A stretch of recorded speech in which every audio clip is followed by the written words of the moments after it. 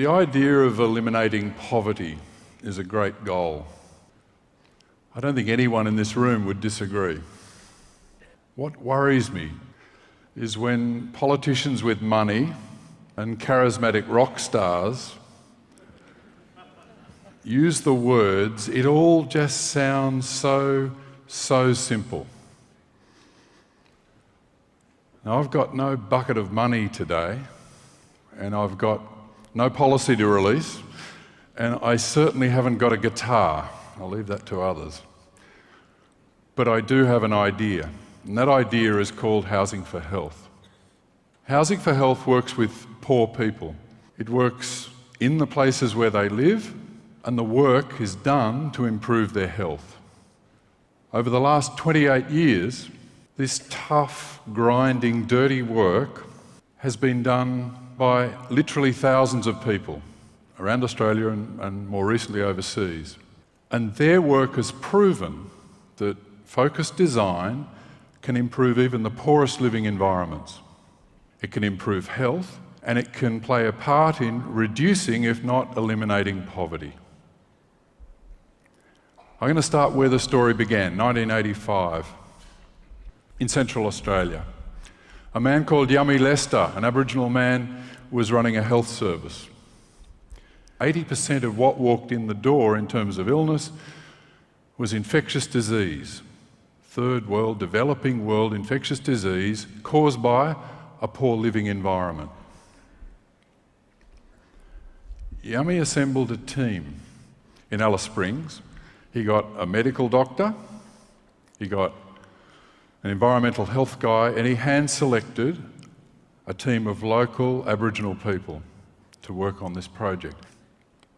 Yummy told us at that first meeting, there's no money, always a good start, no money. You have 6 months, and I want you to start on a project which in his language he called Yuankara Palyanku Kanenjaku, which translated is a plan to stop people getting sick, a profound brief. That was our task.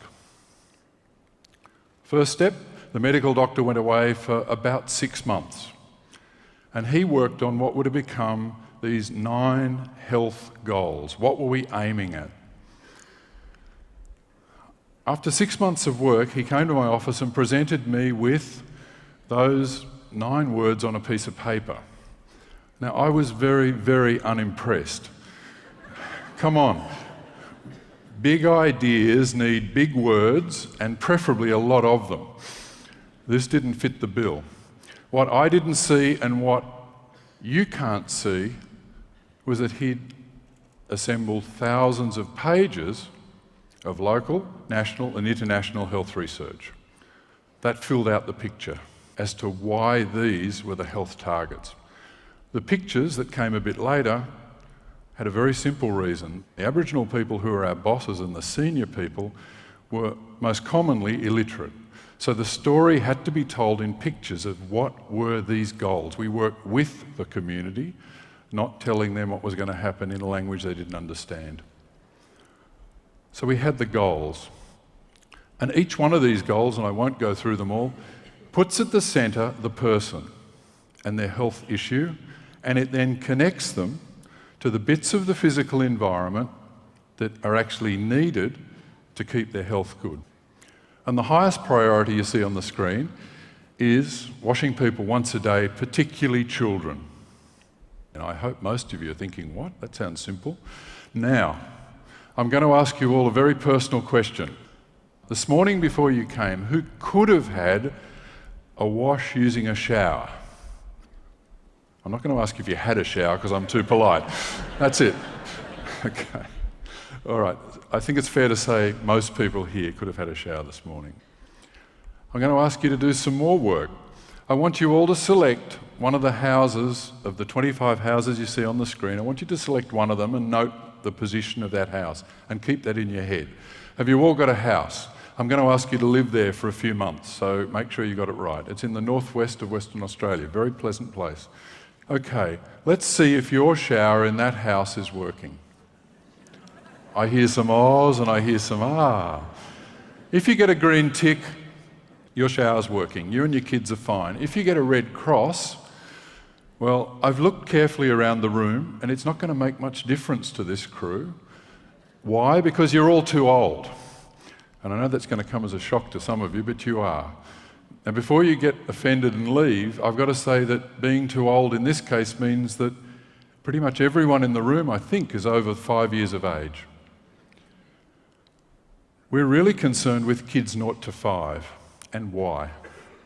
Washing is the antidote to the sort of bugs, the common infectious diseases of the eyes, the ears, the chest and the skin, that if they occur in the first 5 years of life, permanently damage those organs. They leave a lifelong remnant. That means that by the age of 5, you can't see as well for the rest of your life. You can't hear as well for the rest of your life. You can't breathe as well. You've lost a third of your lung capacity by the age of 5. And even skin infection, which we originally thought wasn't that big a problem, mild skin infections 0 to 5 give you a greatly increased chance of renal failure, needing dialysis at age 40. This is a big deal. So the ticks and crosses on the screen are actually critical for young kids. Those ticks and crosses represent the 7,800 houses we've looked at nationally around Australia, the same proportion. What you see on the screen, 35% of those not so famous houses lived in by 50,000 Indigenous people, 35% had a working shower. 10% of those same 7,800 houses had safe electrical systems, and 58% of those houses had a working toilet. These are by a simple standard test. In the case of the shower, does it have hot and cold water? 2 taps that work. A shower rose to get water onto your head or onto your body, and a drain that takes the water away. Not well designed, not beautiful, not elegant, just that they function. And the same tests for the electrical system and the toilets. Housing for Health projects aren't about measuring failure, they're actually about improving houses. We start on day 1 of every project. We've learnt we don't make promises, we don't do reports. We arrive in the morning with tools, tons of equipment, trades, and we train up a local team on the first day to start work. By the evening of the first day, a few houses in that community are better than when we started in the morning. That work continues for 6 to 12 months until all the houses are improved, and we've spent our budget of $7,500 total per house. That's our average budget. At the end of 6 months to a year, we test every house again. It's very easy to spend money.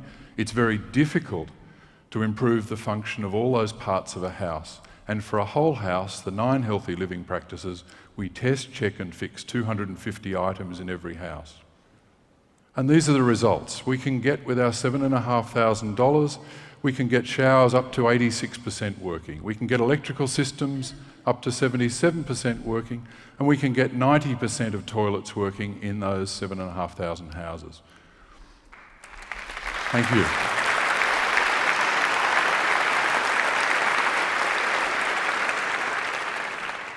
The teams do a great job, and that's their work. I think there's an obvious question that I hope you're thinking about. Why do we have to do this work? Why are the houses in such poor condition? 70% of the work we do is due to lack of routine maintenance. The sort of things that happen in all our houses, things wear out. Should have been done by state government or local government, simply not done. The house doesn't work. 21% of the things we fix are due to faulty construction. Literally things that are built upside down and back to front. They don't work, we have to fix them. And if you've lived in Australia in the last 30 years, the final cause, you will have heard always that Indigenous people trash houses. It's one of the almost rock solid pieces of evidence, which I've never seen evidence for, that's always ruled out as that's the problem with Indigenous housing. Well, 9% of what we spend is damage, misuse or abuse of any sort. We argue strongly that the people living in the house are simply not the problem.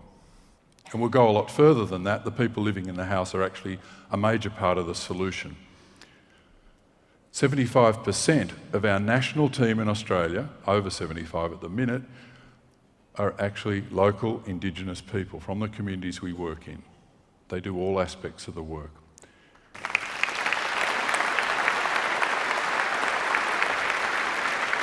In 2010, for example, there were 831 all over Australia and the Torres Strait Islands, all states, working to improve the houses where they and their families live, and that's an important thing. Our work's always had a focus on health. That's the key. The developing world bug, trachoma, causes blindness. It's a developing world illness. And yet the picture you see behind is in an Aboriginal community in the late 1990s where 95% of school-age kids had active trachoma in their eyes doing damage. Okay, what do? Well, first thing we do, we get showers working. Why? Because that flushes the bug out. We put washing facilities in the school as well, so kids can wash their faces many times during the day. We wash the bug out. Second, the eye doctors tell us that dust scours the eye and lets the bug in quick. So what do? We call up the doctor of dust, and there is such a person. He was loaned to us by a mining company. He controls dust on mining company sites, and he came out and within a day it worked out that most dust in this community was within a metre of the ground, the wind-driven dust. So he suggested making mounds to catch the dust before it went into the house area and affected the eyes of kids. So we used dirt to stop dust. We did it. He provided us dust monitors. We tested and we reduced the dust. Then we wanted to get rid of the bug generally. So how do we do that? Well, we call up the doctor of flies. And yes, there is a doctor of flies. As our Aboriginal mate said, you white fellas ought to get out more. And the doctor of flies very quickly determined that there was one fly that carried the bug. He could give school kids in this community the beautiful fly trap you see above in the slide. They could trap the flies, send them to him in Perth. When the bug was in the gut, he'd send back by return post some dung beetles. The dung beetles ate the camel dung. The flies died through lack of food and trachoma dropped. And over the year, trachoma dropped radically in this place and stayed low. We'd changed the environment, not just treated the eyes. And finally, you get a good eye. All these small health gains and small pieces of the puzzle make a big difference. In New South Wales, the Department of Health, that radical organisation, did an independent trial over 3 years to look at 10 years of the work we've been doing in these sorts of projects in New South Wales. And they found a 40% reduction in hospital admissions for the illnesses that you could attribute to the poor environment. A 40% reduction.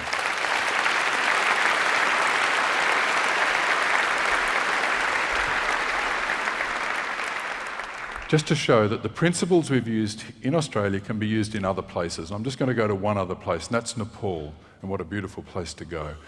We were asked by a small village of 600 people to go in and make toilets where none existed. Health was poor. We went in with no grand plan, no grand promises of a great program, just the offer to build 2 toilets for 2 families. It was during the design of the first toilet that I went for lunch, invited by the family, into their main room of the house. It was choking with smoke. People were cooking on their only fuel source, green timber. The smoke coming off that timber is choking, and in an enclosed house you simply can't breathe. Later we found the leading cause of illness and death in this particular region is through respiratory failure. So all of a sudden we had 2 problems. We were there originally to look at toilets and get human waste off the ground, that's fine. But all of a sudden now there was a second problem. How do we actually get the smoke down? So 2 problems, and design should be about more than one thing. Solution, take human waste, take animal waste, put it into a chamber, out of that extract biogas, methane gas.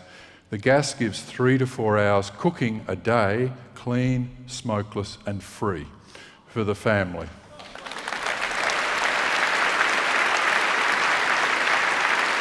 I put it to you, is this eliminating poverty? And the answer from the Nepali team who's working at the minute would say, don't be ridiculous. We have 3 million more toilets to build before we could even make a stab at that claim, and I don't pretend anything else. But as we all sit here today, there are now over 100 toilets built in this village and a couple nearby. Well over 1,000 people use those toilets. Yummy Lama, he's a young boy. He's got significantly less gut infection because he's now got toilets and there isn't human waste on the ground.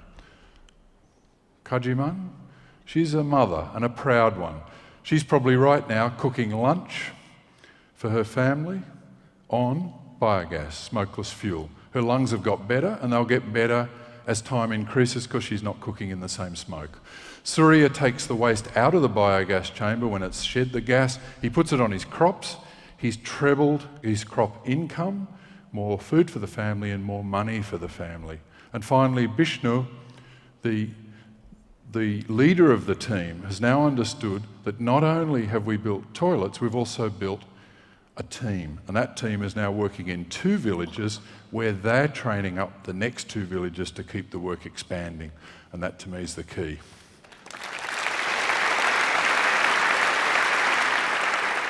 People are not the problem.